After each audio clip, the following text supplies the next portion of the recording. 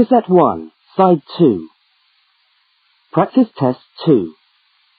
You will hear a number of different recordings, and you will have to answer questions on what you hear. There will be time for you to read the instructions and questions, and you will have a chance to check your work. All the recordings will be played once only. The test is in 4 sections. Write all your answers in the listening question booklet. At the end of the test, you will be given 10 minutes to transfer your answers to an answer sheet. Now turn to section 1 of your question booklet.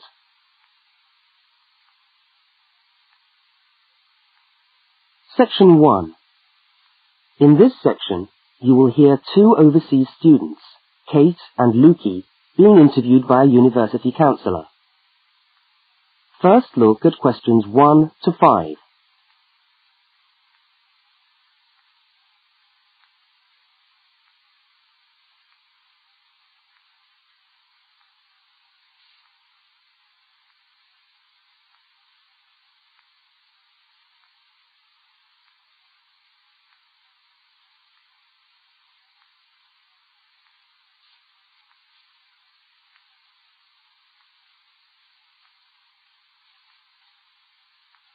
You will see that there is an example which has been done for you.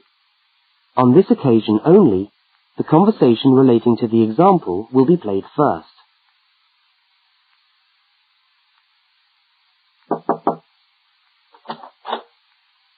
Hi there, Kate. Come on in. How are you today?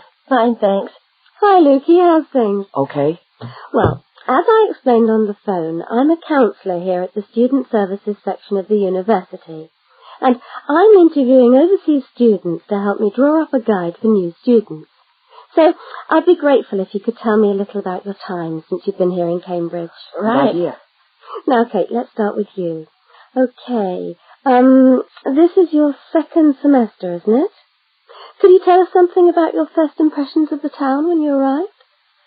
Yeah. Well, first of all, I was struck by how quiet it is here in the evening. Kate's first impression of the town is that it is quiet in the evening. So, quiet is the answer. Now we shall begin. You should answer the questions as you listen, because you will not hear the recording a second time. Now listen to the first interview with Kate and complete the notes by filling in the numbered spaces 1 to 5.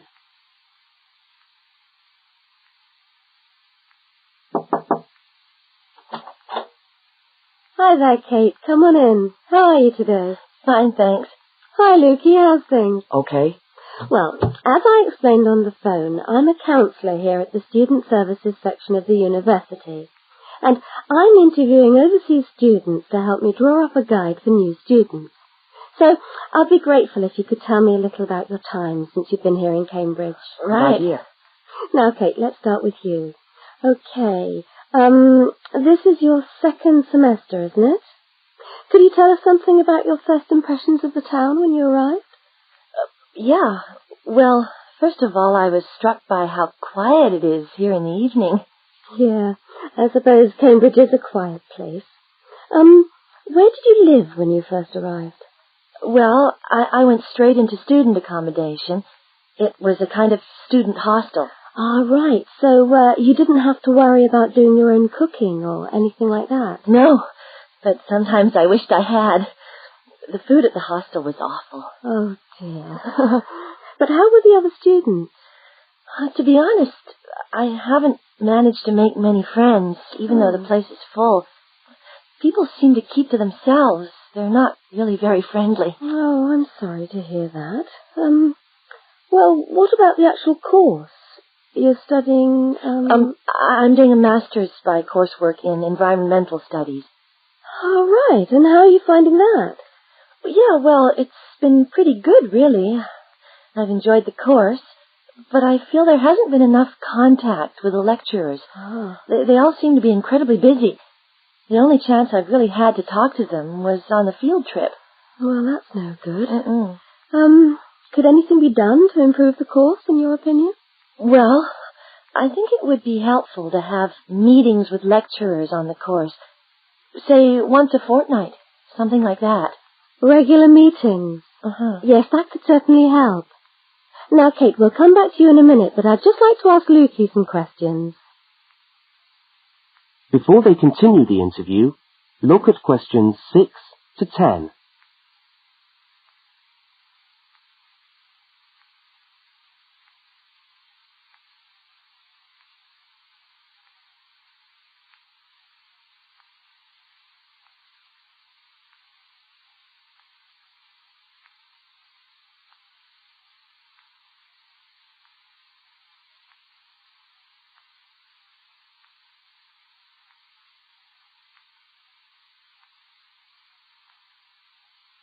As you listen to the rest of the interview, complete the notes.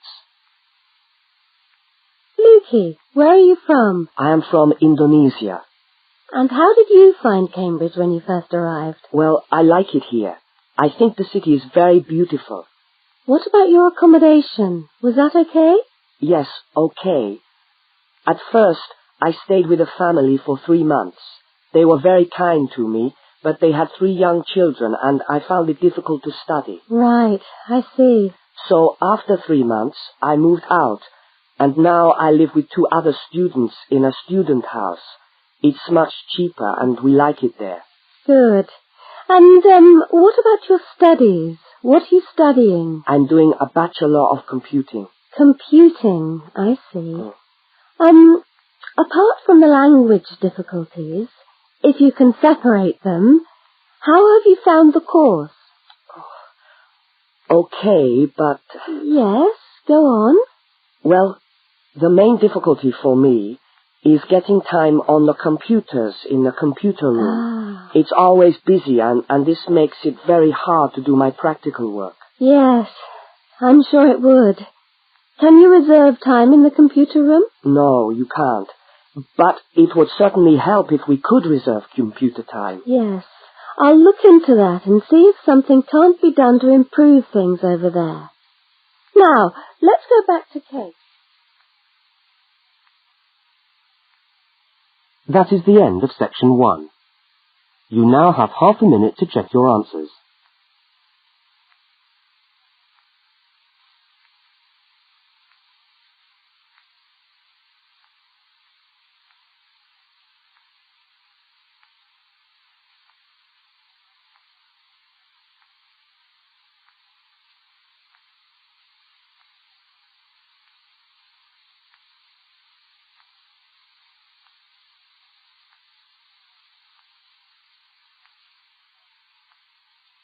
Now turn to section 2.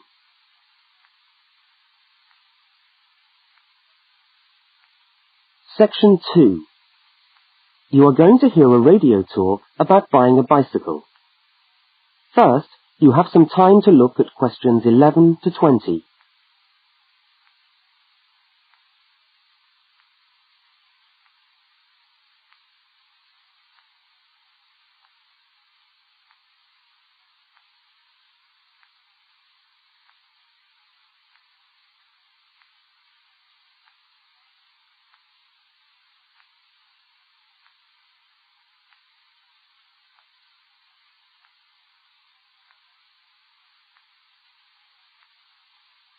Now listen to the first part of the talk and complete the notes by filling in the numbered spaces 11 to 20.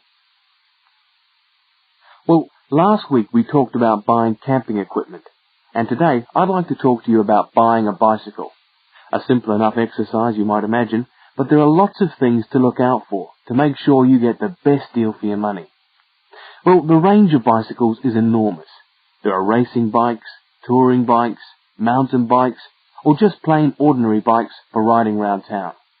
They vary enormously in 2 basic ways: price and quality.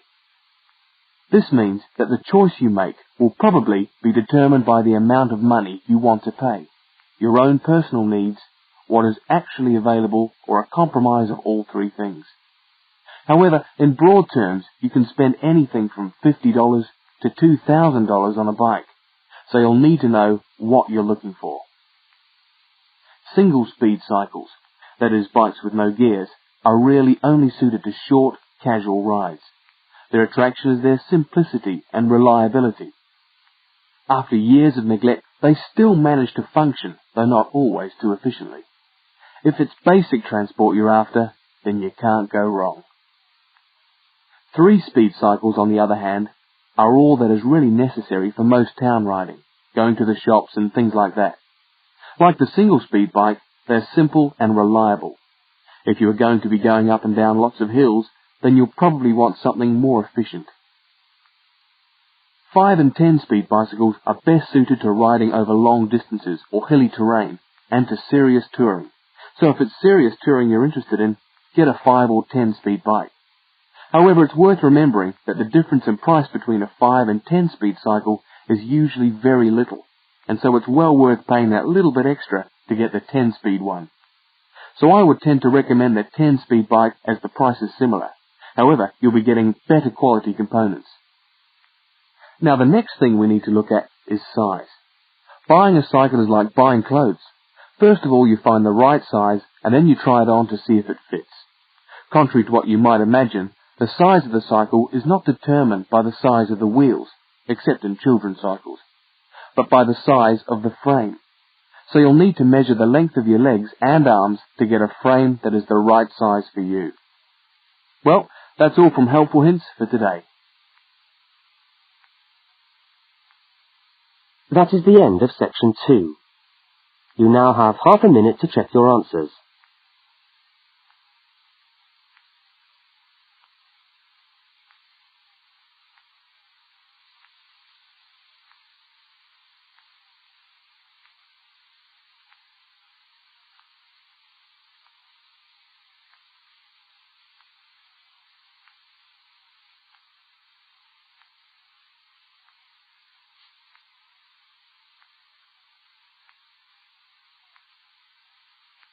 Now turn to section 3.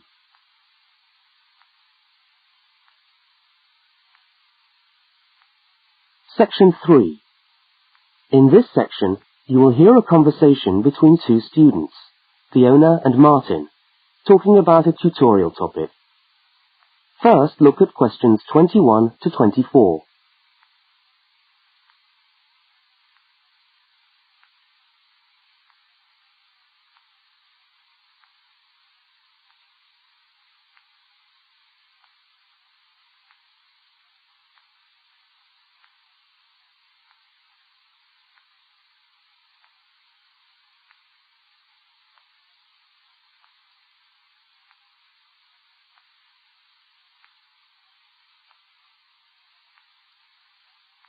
Now listen and answer questions 21 to 24.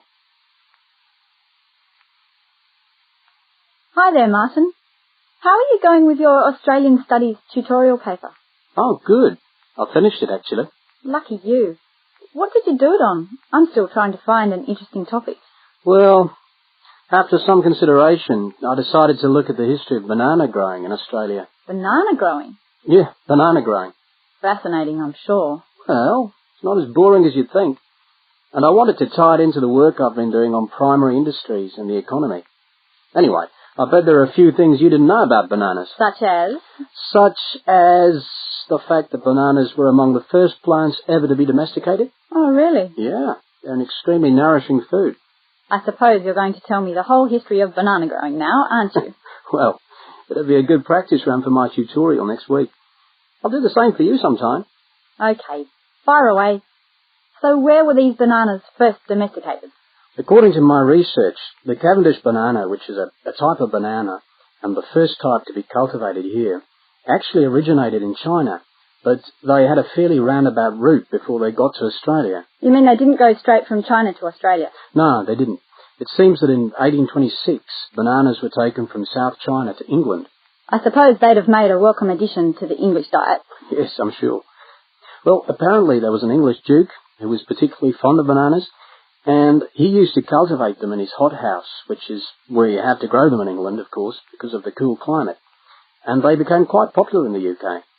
So he was the one responsible for cultivating the Cavendish banana, which was then introduced into Australia. I see, and we've been growing them ever since. Yeah. Now look at questions 25 to 32.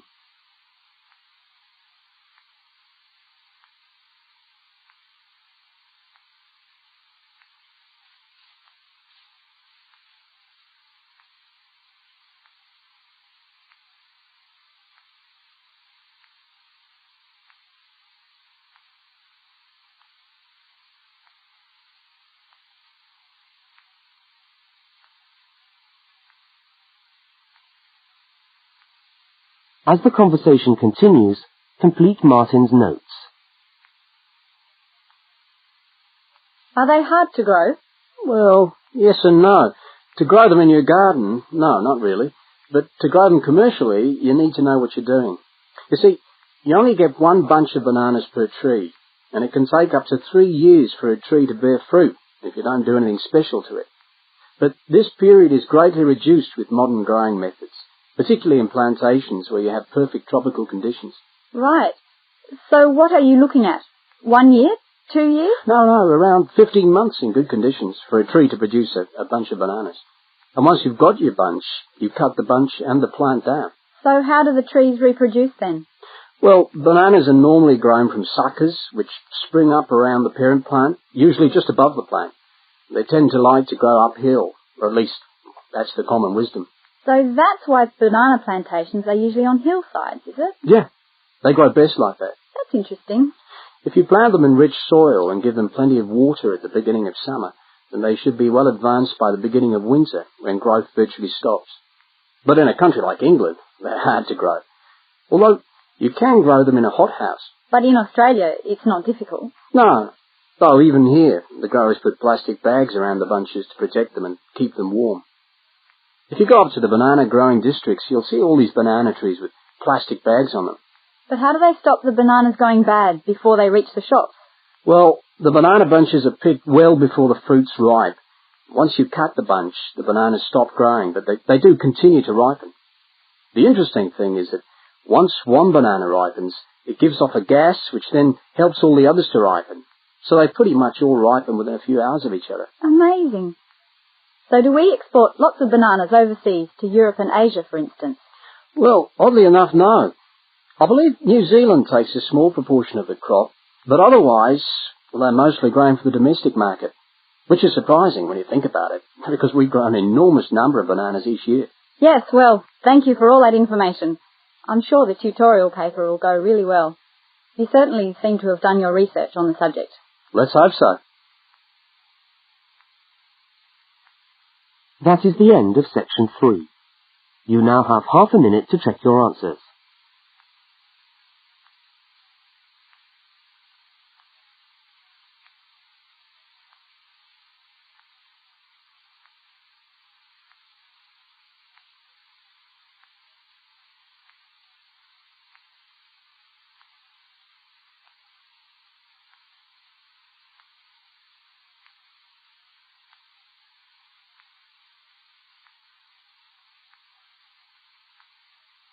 Now turn to section 4.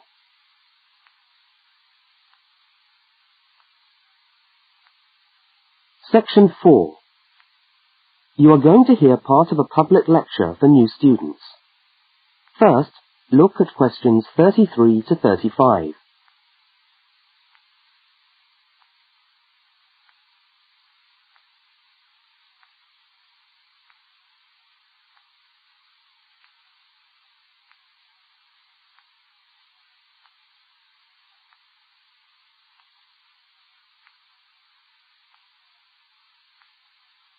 Now listen and answer questions 33 to 35.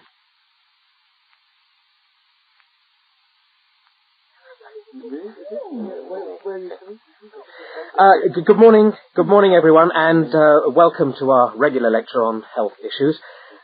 This series of lectures is organised by the Students' Union and is part of the Union's attempt to help you, the students of this university, to stay healthy while coping with study and social life at the same time. So, it's a great pleasure for me to welcome back Ms. Diane Greenbaum, who is a professional dietitian and who has been kind enough to give up her time in what I know is a very hectic schedule to come along and talk to us today. Thank you. Thank you very much, John. May I say it's a pleasure to be back.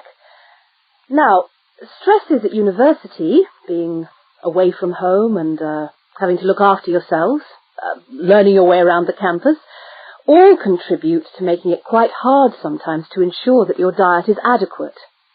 So, today, I'm going to talk about ways of making sure that you eat well, while at the same time staying within your budget.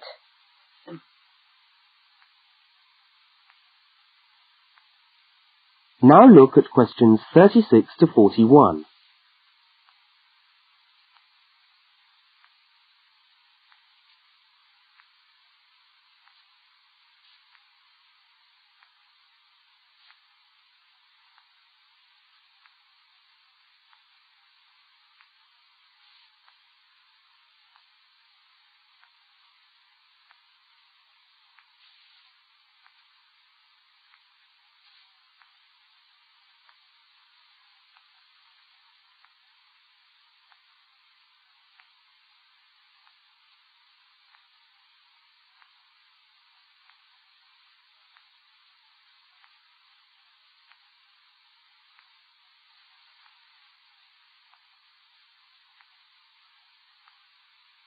As you listen to the second part of the lecture, complete the notes and diagram in the spaces provided.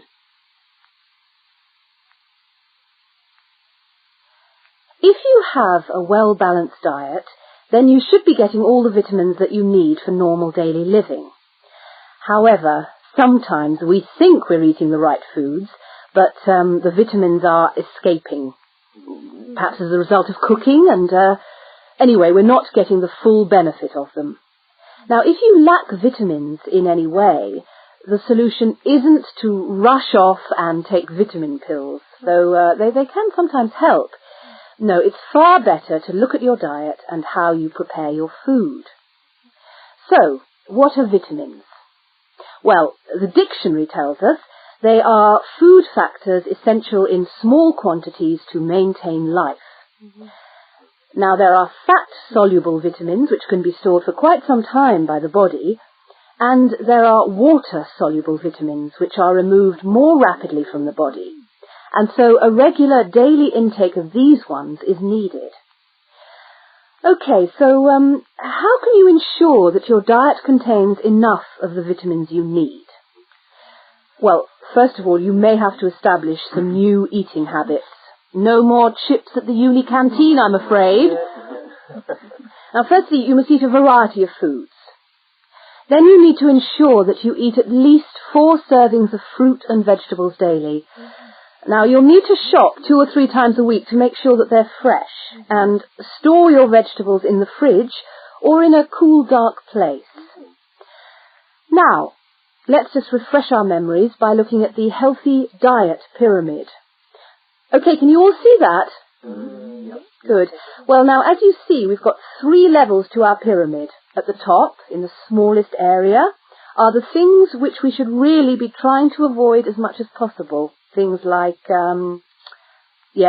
sugar, salt, butter, all that sort of thing.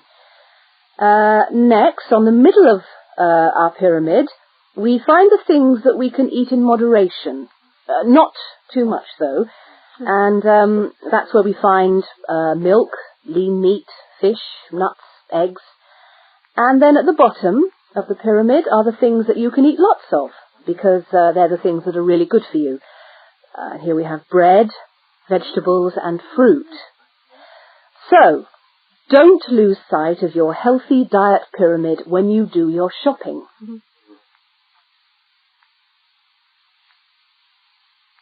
That is the end of section 4. You now have half a minute to check your answers.